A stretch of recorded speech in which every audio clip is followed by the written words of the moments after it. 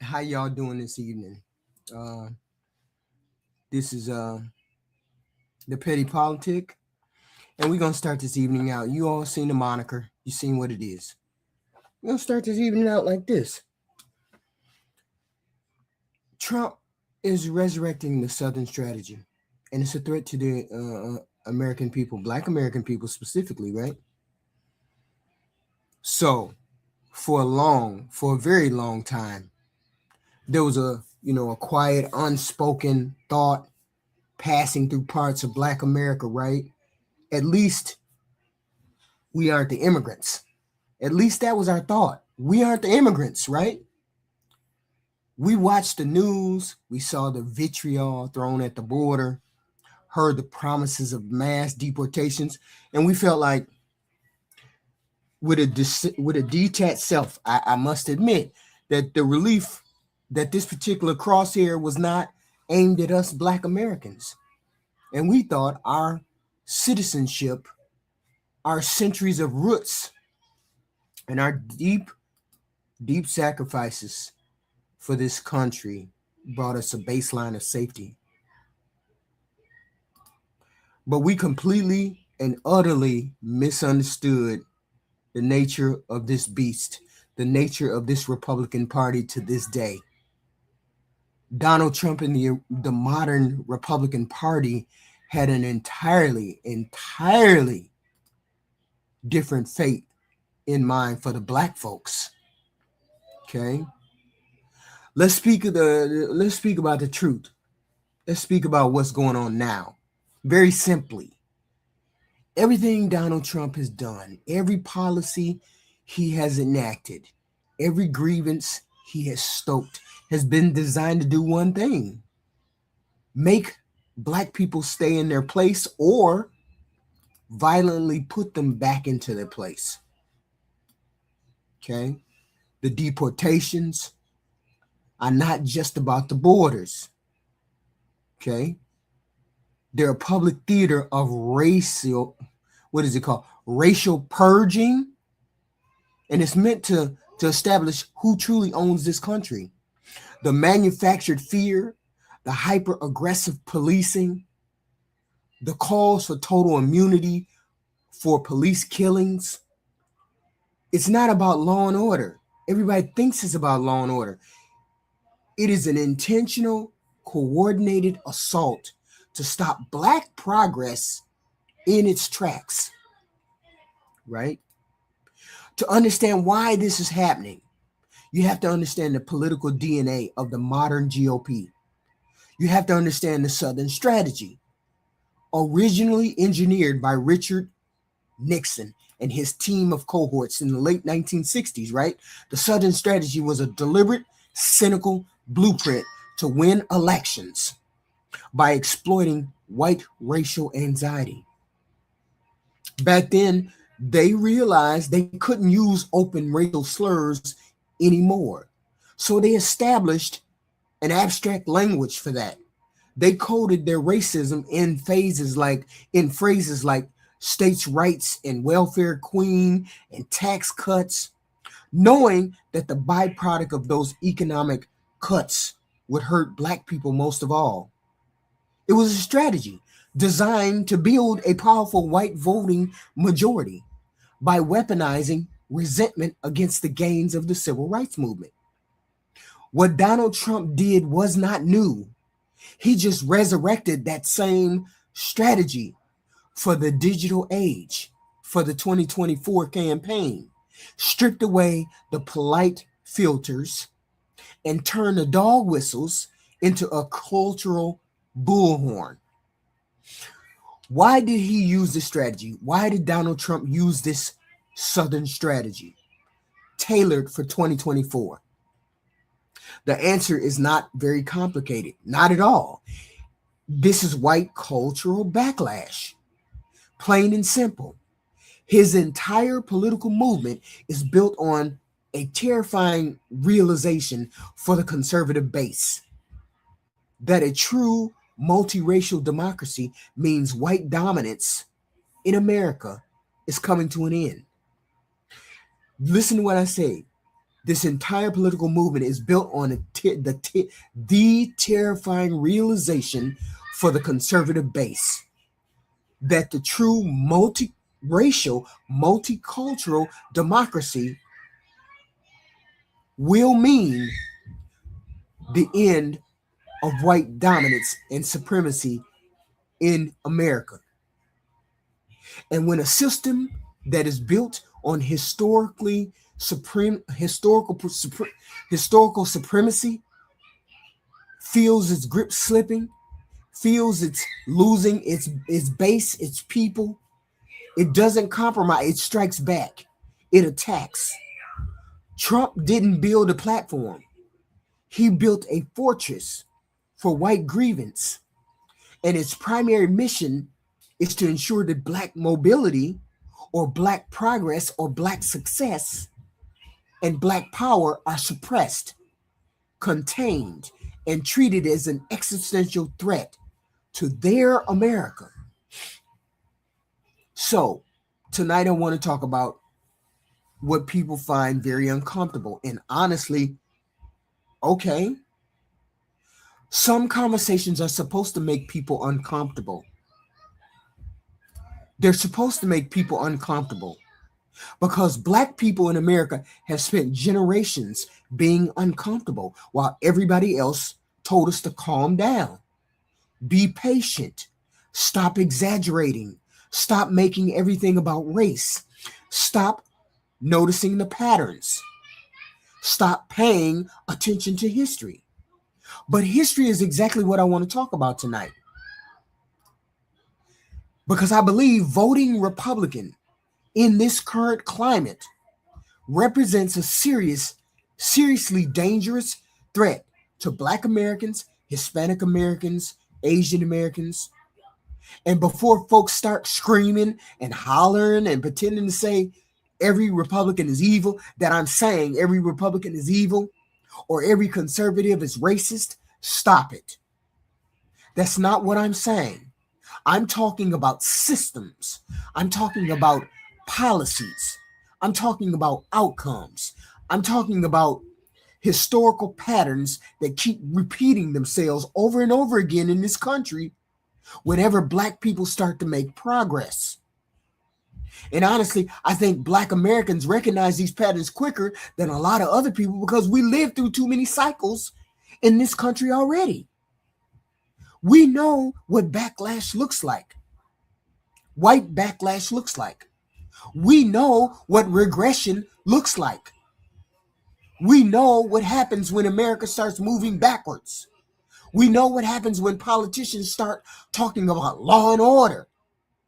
We know what happens when voting rights start getting chipped away. We know what happens when education starts being sanitized. We've been here before. We've seen this movie before. We know what happens when diversity suddenly becomes the enemy, like it did when Donald Trump became president in 2024. And the thing that scares me right now is that not that history is repeating itself exactly, it's that America learned how to modernize this backlash, this racism. The language got cleaner. The strategy got smarter. The optics got better. But a lot of the outcomes still end up hurting the same people. Okay? Now, before anybody loses their mind, let me make something crystal clear. Democrats are not perfect. Nobody said that.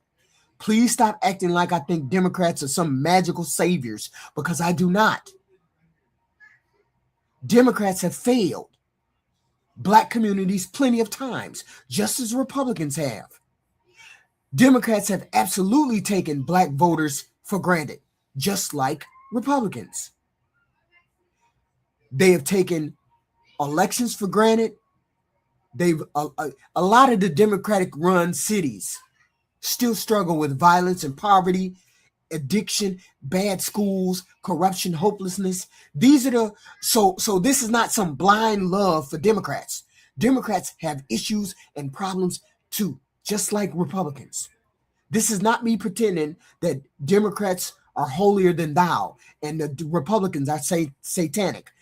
This is about political realism. This is about survival. This is about understanding the difference between the party that disappoints you and the political party that has become openly hostile to the protections your community depends on. Because there's a reason Black Americans tend to view politics differently than a lot of white people do. Politics for Black people has never been just about entertainment.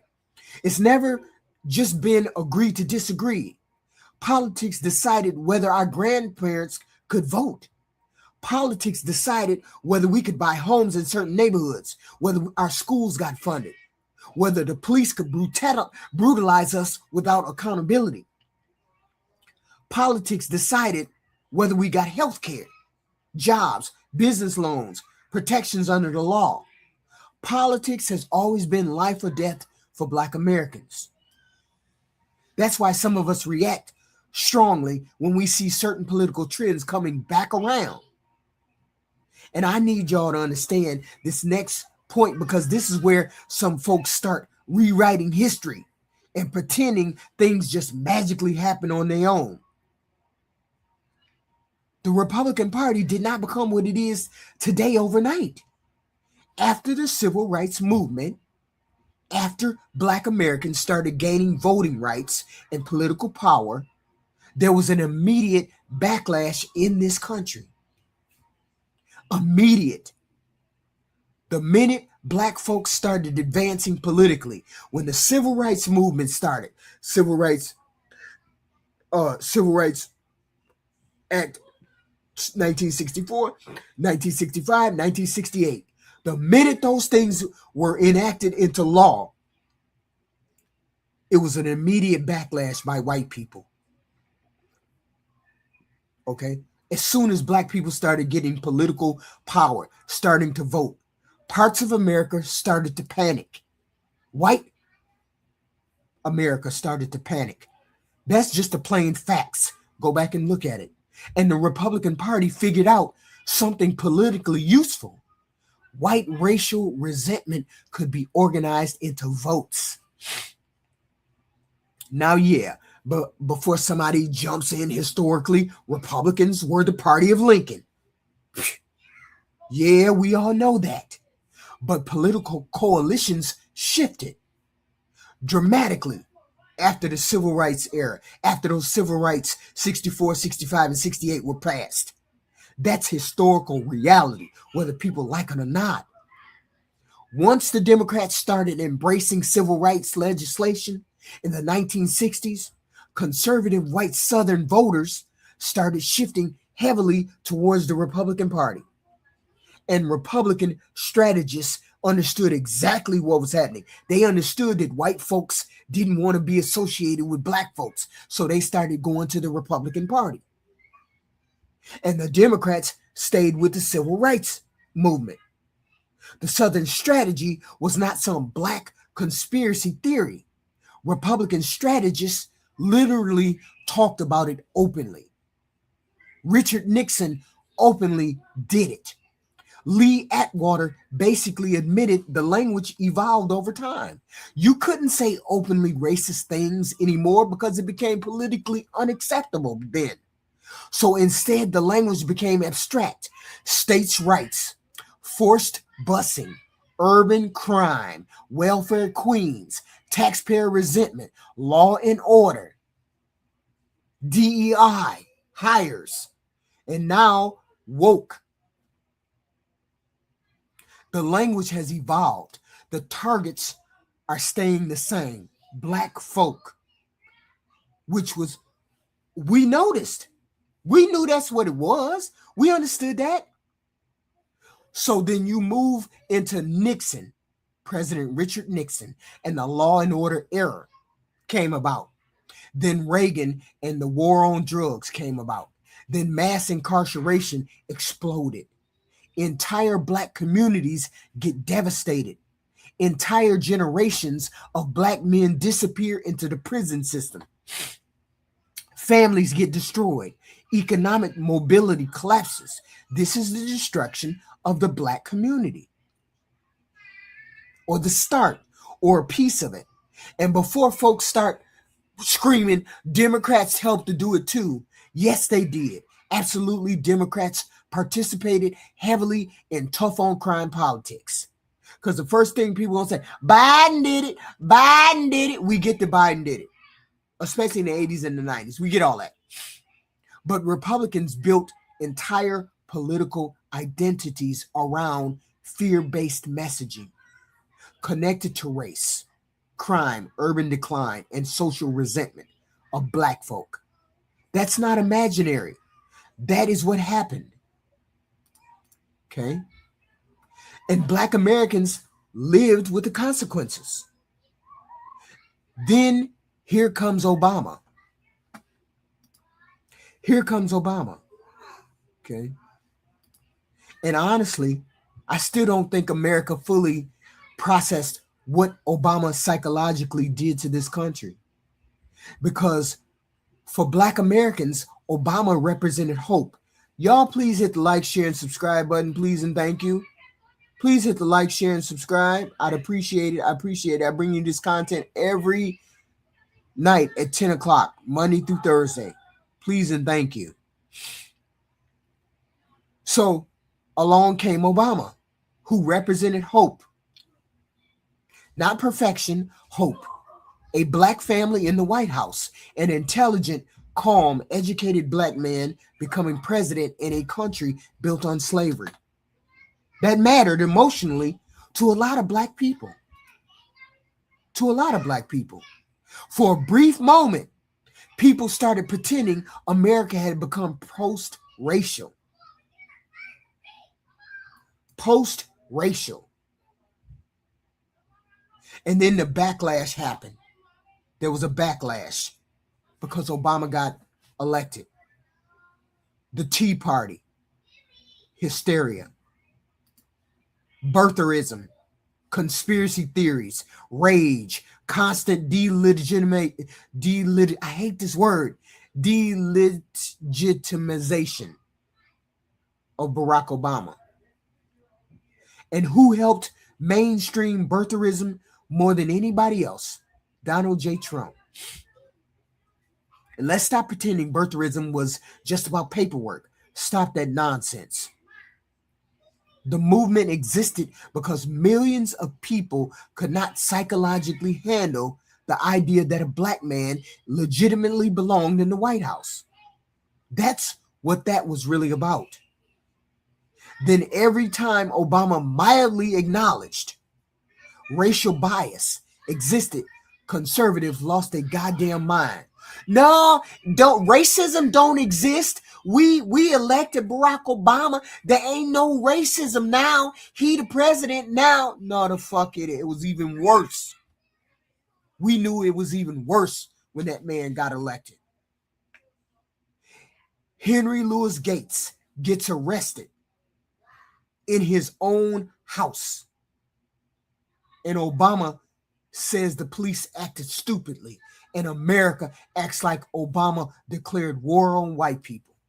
Y'all white people lost y'all damn mind because Obama said the police acted stupidly by arresting a man who was inside his own damn house. That moment told me something right then. That told me something. A lot of people were only comfortable with Obama as long as he never talked about race. You hear that goofy ass bitch, what's her name? Megyn Kelly. You hear that goofy chick talking about the country got fucked up when Obama got elected. Yes, it got fucked up for you white people because you white people couldn't handle it. As long as Obama never talked about race, it was fine and dandy for him to be the president. As long as he didn't talk about race. The second race entered the conversation, honestly, resentment exploded. Why them Black people gotta always bring up race? Why Obama got to bring up race? And Donald Trump recognized that resentment and weaponized it better than anybody else. Trump did not invent racial grievance politics. He modernized it, made it okay for y'all to feel racist towards your president, racist towards other Americans, racist towards all these people. He amplified it. He removed the polite political filters around it. That's what Donald Trump did. And look at the language during the Trump era. Inner city hellscape, shithole countries, thugs, animals, very fine people on both sides. They're not sending their best over here. They have criminals, rapists, and thieves coming from Mexico. We know what these signals mean. And what scares me wasn't just Trump himself. It was watching how comfortable the Republican Party became adapting itself around the energy of the Southern strategy. That's the dangerous part. The Republican Party became comfortable, are comfortable wrapping themselves around the Southern strategy. Not one politician, not one Republican, not just Donald Trump.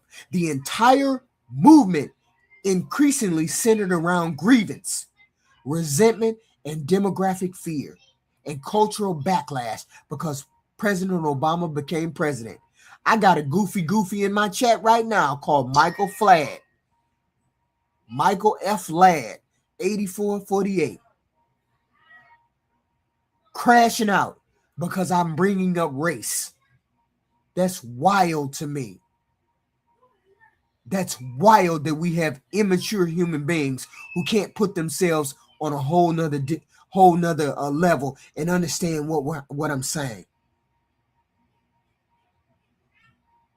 Okay? An entire movement increasingly centered around white grievance and resentment, demographic fear, and cultural backlash. That's what Trump brought to this table. Then Charlottesville happens. White nationalist, which to me is the current KKK, white nationalist marching with torches, Confederate symbolism everywhere. And instead of immediate moral clarity, the country gets hesitation and evocation. I can't say that word either. Equivocation. I'm sorry. That mattered because extremist movements pay attention to signals. Then January 6th happens. January 6th happens, and Black Americans are sitting there watching people attack the Capitol over election results. While many of the same people spent years lecturing everybody else about respecting institutions and obeying the law. That's what the Republican Party said. Respect institutions and obey the law. And we sit there and we watch these people attack the Capitol. January 6th. And that contradiction matters because Black Americans have historically been told to accept unfair systems peacefully while watching other groups receive understanding, patience, excuses, and sympathy when they rebel against the system. That inconsistency damages trust. And this is where we got to take seriously the Voting Rights Act too. So, because this is one of the areas in which Black folk immediately recognize the danger signs. Black Americans understand something very cleanly. When political power weakens, protections weaken next.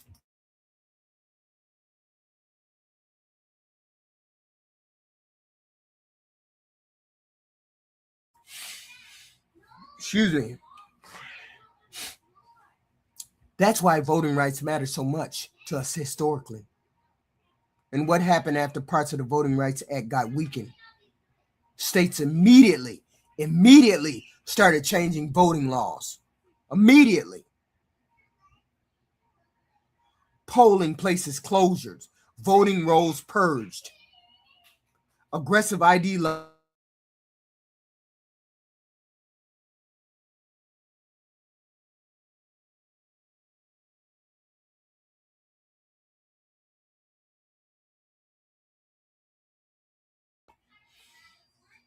We had reduced access, long lines in black districts. I'm sneezing, y'all. I'm sorry. Gerrymandering. I have a cold. And people want to pretend black folks are paranoid for noticing these patterns. We understand political math. Republicans know high black turnout threatens their coalition in many states. That's just a reality. And instead of trying to broaden their appeal, they would rather reduce our participation. That concerns people for a reason.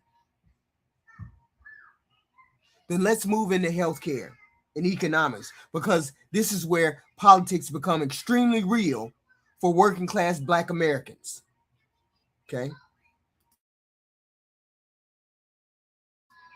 Let me show you this video. Let's go. Okay. Black Americans already face massive disparities in healthcare. Access, mortality, chronic illness, generational wealth, housing stability. That's already a baseline reality for us. So when Republicans block Medicaid expansion in heavily black southern states, who gets hit the hardest? When social programs get slashed, who gets hit the hardest? When minimum wage increases get blocked, who gets hit the hardest? When affordable housing supports weakens, who gets hit the hardest? Black Americans. And people keep pushing this fantasy that endless tax cuts for the wealthy corporations somehow magically help us and solve structural inequality. We've been hearing this for decades. It don't work. Meanwhile, the racial gap remains enormous because America did not start economically equal. I hear people say, put your bootstraps on. That's the part conservatives often refuse to talk about honestly. We didn't start at the same place. You cannot spend centuries excluding people from wealth building systems and then suddenly pretend everybody started the race from the same place. That's not reality. Black families were locked out of home ownership, locked out of loans, GI Bill, inherited properties, out of neighborhoods. That history compounds over generations. And then people tell Black Americans, just work harder, pull yourself up by your bootstraps. Harder with what inherited wealth? Harder with what economic safety net? Harder with what accumulated assets? That's why some Black people hear conservative people talk about personal responsibility rhetoric differently than white conservatives hear it. Because personally, responsibility matters. Yes, it does. Absolutely. But pretending systems don't matter is dishonest. Now let's talk about the culture war, because honestly, this is where the Republican movement has become obsessed lately. Everything is woke. Everything is DEI. Everything is critical race theory. Everything is diversity panic. And most people screaming about critical race theory couldn't define it if their damn life depended on it. Couldn't figure out what it meant if they had to pay money for it or get paid money for it. But conservatives understood something emotionally powerful. If you convince people diversity itself is dangerous, they'll support rolling back inclusion of minorities like blacks and browns, like they did. The first thing out of Donald Trump's mouth, DEI, we got to get rid of DEI. We got to kill DEI. That's what this fight is really about underneath the surface. And Black Americans noticed how quickly conversations about race turn into efforts to erase historical context. Books get banned, curriculums get watered down, African American study programs get attacked, diversity offices get dismantled. And folks wonder why Black people get pissed off and nervous, because memory matters. History matters. All of our history matters. If you erase the mechanisms that created inequality, like then future generations start believing inequality happened naturally. Even to this day, we got goofies in the chat telling me I don't believe in racism. Where the fuck you get that from? Where the hell you think racism is? You think we don't have racism anymore? Pull yourself out by your bootstrap. Bitch, my bootstrap, I didn't have bootstraps. What are you talking about? This is the dangerous part. Honestly, one thing people misunderstand is this. A lot of black conservative people are not stupid people. Some of them are frustrated, deeply frustrated with Democrats' crime, the economic stagnation, frustrated with being politically taken for granted. I get that. I understand the frustration completely. But I think some black conservatives are mistaking frustration for safety. Because while conservatives may speak to some emotional frustrations, black Americans have the broader movement increasing aligns itself with policies and rhetoric that weaken structural protections black communities still rely on. And that's the contradiction.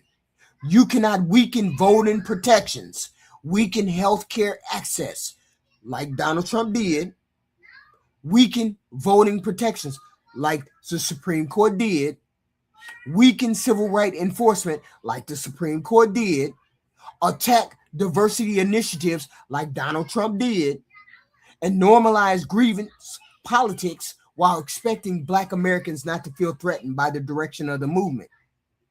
That doesn't make sense historically, and I don't understand how black conservatives even do it. And again, this is not about worshiping Democrats. Politics is not a marriage. It's not chess. Politics is harm reduction. Politics is understanding consequences. And black Americans cannot afford political amnesia in a country with this history. That's why I don't understand you black conservatives. You act like you got amnesia about what this country has done.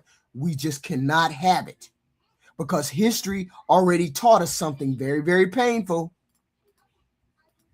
Rights can absolutely be rolled backward. Civil rights have been rolled backward. DEI has been rolled backward. Rights can absolutely be rolled backward. Protections can absolutely disappear. Protections in the Civil Rights Act 1964, 1965, 1968. The backlash, white backlash, absolutely reshaped this country. It has reshaped our country every time we have had it. Okay? Every time we have had it. Okay? And honestly, I think a lot of black Americans are looking around right now and feeling something that's uncomfortable. Because a lot of y'all are comfortable with us going backwards. A lot of y'all are comfortable going backwards, taking protections away from Hispanics, blacks, Asians, taking protections away from us and saying, oh, we got to take the DEI away. We equals now. We equal now, so we got to take the DEI away. That's how we became equal, with the DEI, with the Civil Rights Act 4, 5, and 68. 64, 65, and 68. That's how we became whole. That's how we became equal. So when you took those away, when those things went away, we became unequal again. That's why some of y'all don't need to vote. You need to have a license to breathe. People leap 7 in. You need a license to breathe. Okay? Because that's just dumb. You don't know what DEI is. Please don't speak on it.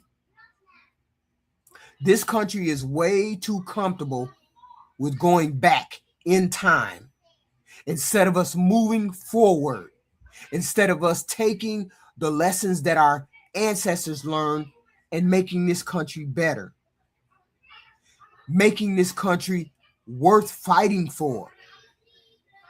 Nobody likes the direction that we are going in now. Most people do not like the direction we are going in now.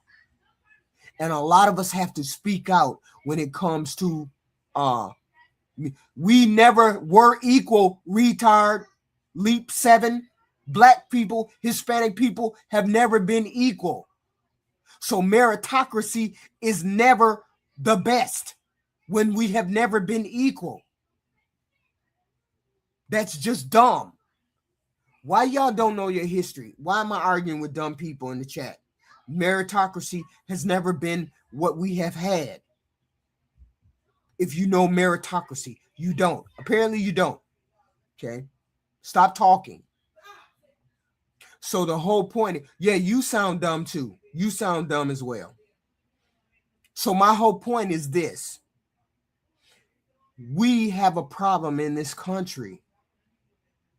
We, as young people, you young people have to speak up and fix this kind of inequality that seems to be coming across this land. Donald Trump is a dying breed. Nobody likes the direction. 20% or 25% of y'all like the direction that Donald Trump is going in. Those must be the hardcore MAGA people. But the rest of y'all say we don't like this direction. Okay? The rest of y'all say we don't like this direction. We need to change the direction. And the first thing we need to do is mitigate the damage that this administration has wreaked upon our country. And if you are one of those people who say there's no damage done, there's plenty of damage done. Plenty of damage that has been done to this country in the last 2 years. Many things have been damaging to this community, to this America in the last 2 years. Okay? Hopefully everybody is on the same page and says, we don't want all of these wars. We do not like the way that immigration is being handled. We do not like the way we have to pay for war, but we don't get any health care. We don't get free college. We don't get free school lunches. We don't get a fair and economic tax code. We don't get these things. Hopefully, the bulk of the United States say, no, we need these things in our country. We need to put America first. What they're doing in this administration is not America first. Okay? Yes. That's why he got elected, because of the white backlash fear. Nobody understood what this election was going to take us down. Nobody expected Alex Preddy to be killed. Nobody expected Renee Good to be killed. Nobody expected us to be in a war. Nobody expected any of these things. But now that we know, now that you're aware of what direction we're heading into, we need to put a stop to whatever is going on. And we can do that. We can mitigate what's going on. We can mitigate what's going on. And we're going to all have to do this. We're going to all have to be involved to stop the direction we're going. I don't know about y'all. Let me put it plainly. I don't want to be in the middle of a war. I don't want my kids to be in the middle of a war. I don't want my kids to be not able to be represented in Congress. The old people got to go that are in Congress. They got to go. If we can afford to pay for wars, we can afford to get health care for our people. We can afford to help our veterans. We can afford to help our elderly. We can afford to have free college for every human being. We can afford to get free school lunches. We can afford to get a progressive tax structure. We can afford to do a lot of these things. And the whole point is, we have priorities in this country. Our priority is not to be at war every time we get into a conflict with someone. Okay? The whole point is to make our grievances known. And the only way to do that is at the ballot box, to let our grievance know we do not like the direction our country is going in. Okay. We're paying for wars, laughing hyena. We're paying for wars that we don't want, goofy. So we should be able to pay for health care. We should be able to pay for other things. Okay. That's my whole point. My whole point is to fix what needs to be fixed in the country. America first, not war first, not any of that goofy shit. No, I don't care about wars overseas. I don't care about those people, because those people are not Americans. I don't care about those people. I care about Americans. Okay. I want us to get America first. I want us to do American things first. I want America to be better. I want America to be great. All of those countries out there, they got free college. They got free health care. No, we're better. We're better at being able to do those things. So therefore, we should have free health care. We should have free schooling, free college. They have it. Why can't we have it? I'm an America first person. I'm a middle class, work with your hands. I make $50,000 a year type person. I don't make $50,000, but I'm one of those people. I believe the middle class should be propped up more than what they doing. Okay. As long as we keep funding other stuff across seas, we can't help America. America should come first. America should come first. American people should come first. Okay. No, we can figure out how to do all of this without having a tax burden that's 50%. Okay. And they lead better lives. We can do something. There are smart people in this world. I'm sorry. We got some of the smartest people on this planet. They can figure out how to get us taxed. They can figure out how to get us health care. They can figure out how to change the dynamic where we don't have all these old people in Washington trying to make decisions. We can figure this out. I'm sorry. We got smart people in this country. They can figure out how to get free health care, how to get free college. They can figure it out. Okay. The whole point is we just have to get those people that are in Washington out so we can get people in that will do the America's bidding, so we can get free healthcare, we can get free college, we can do these things. They could, but the whole point is we know the people that are in there now won't do it. So the only thing we have is our representation.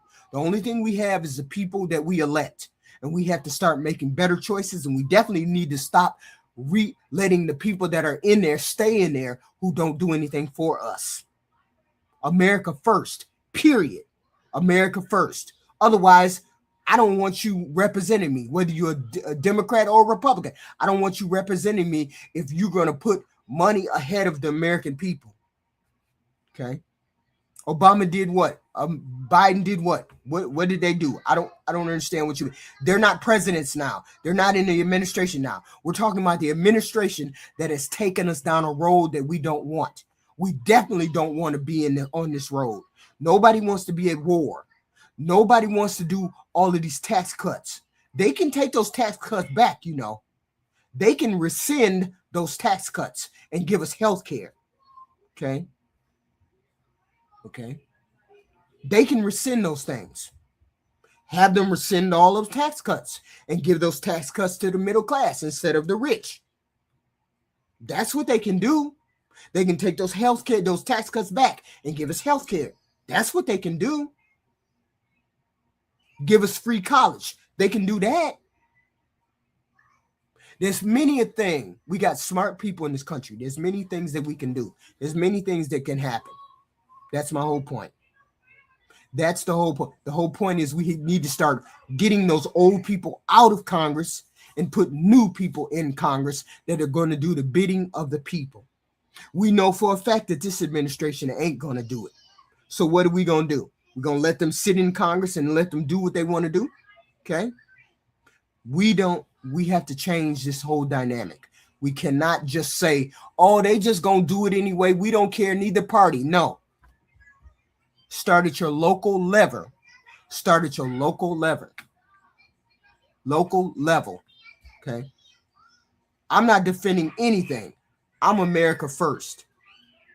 America first. That's it. America first. So if you got an argument for the middle class, I'm all for the argument helping the middle class. Forget poor, forget rich. I'm here to deal with the middle class. What the middle class wants. What the middle class needs is support. We need structure. We need healthcare. We need free college. We need all of these things. So anything else that deviates from what the middle class wants, I ain't trying to hear. I'm not trying to hear about the poor people. Poor people got plenty of help. Y'all got plenty of help over there, poor people.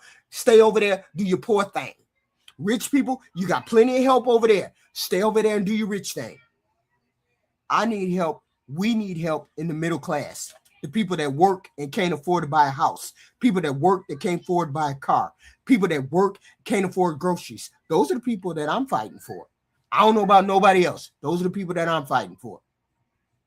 Yeah, if they chill with the freaking taxes. So we need a progressive tax code. We need some smart people to figure out this is what we need, tax cut. Okay, let them folks do what they got to do. The middle class is the people that need help. We are the people that are struggling. We are the people that are getting beat up by gas and food and housing. We're the people that are getting beat up. So we are the people that need help.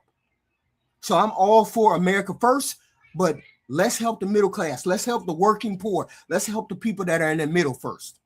Then we'll deal with y'all and we'll deal with y'all. But we need help right now.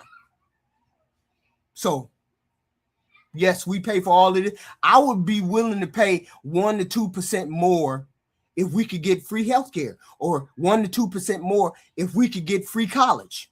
I'd be willing to do that. I don't know about nobody else, but I'd be willing to do that. That's my point. Are we willing to do what we got to do? Yes, we're willing to do what we got to do. But I'm not paying for no more wars. I don't want to pay for no more wars. So, please hit that like, share, and subscribe, guys. We will continue to pay. Why? Well, I get it. I do. You guys hit the like, share, subscribe button, please, and thank you. I have content like this every night, Monday through Thursday at 10 p.m. It'll be a subject. I don't know what subject, any kind of subject that just crosses my mind. I appreciate the sub. I appreciate the like. I appreciate all of that. And I will see you guys tomorrow evening at 10 p.m. when I got another video. I appreciate you. I appreciate it. I do.